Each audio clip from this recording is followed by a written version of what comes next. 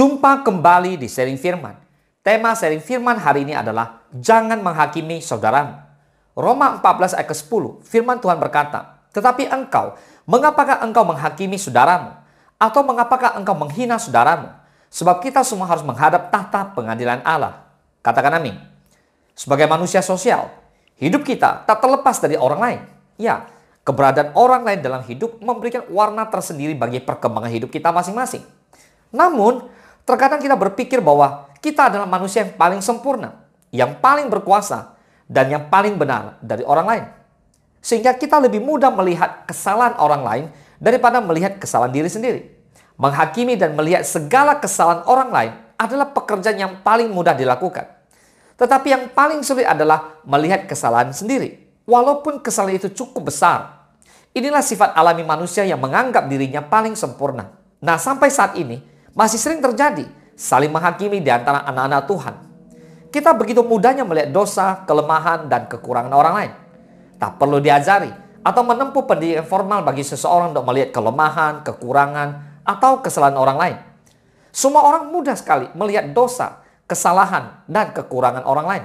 Sekalipun itu kecil sekali. Sebaliknya, kekurangan, kelemahan, atau kesalahan yang ada di dalam diri sendiri, sekalipun itu besar, tak mudah dilihat. Ketika ada saudara seiman yang jatuh dalam dosa, kita langsung mencemooh dan segera mungkin menyebarkan kabar hangat ini kepada orang lain. Ketika ada saudara yang mengalami pergumulan berat dan sakit tak kunjung sembuh, kita langsung berkata, wah, dia terlalu banyak dosanya, maka Tuhan menimpakan masalah berat padanya. Ada peribahasa yang mengatakan bahwa tak ada gading yang tak retak. Ya, setiap orang itu tidak pernah luput dari kesalahan. Tak ada manusia yang sempurna. Bahkan hamba Tuhan atau pendeta sekalipun tak luput dari kesalahan dan kekurangan. Roma 14 ayat ketiga. Karena itu janganlah kita saling menghakimi lagi.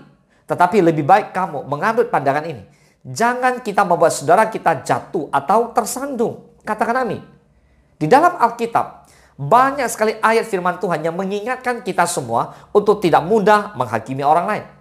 Hal ini menunjukkan bahwa menghakimi orang lain adalah dosa di hadapan Tuhan.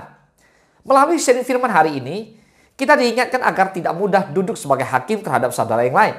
Firman Tuhan dengan sangat tegas menyatakan di Yakobus 4 ayat ke-12, hanya ada satu pembuat hukum dan hakim, yaitu Dia yang berkuasa menyelamatkan dan membinasakan. Tetapi siapakah engkau sehingga engkau mau menghakimi sesamamu manusia?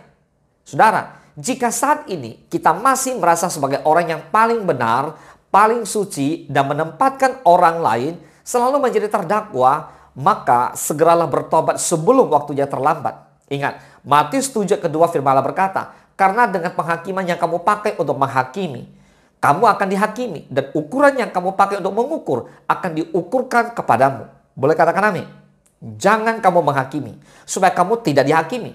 Jika ada saudara kita yang lemah dan jatuh, ini adalah kesempatan bagi kita untuk menunjukkan kasih, memperhatikan, menolong, dan menguatkan dia. Jangan malah menjadi hakim atas hidupnya.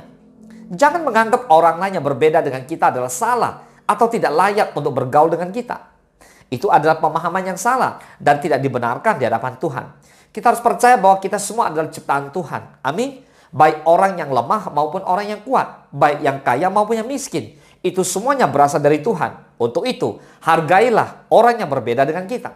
Ayo sebagai anak-anak Tuhan, mari kita saling melengkapi, saling menjaga, saling mendukung, saling menopang, dan saling menguatkan satu sama lain. Jangan pernah menghakimi saudara kita. Boleh katakan amin?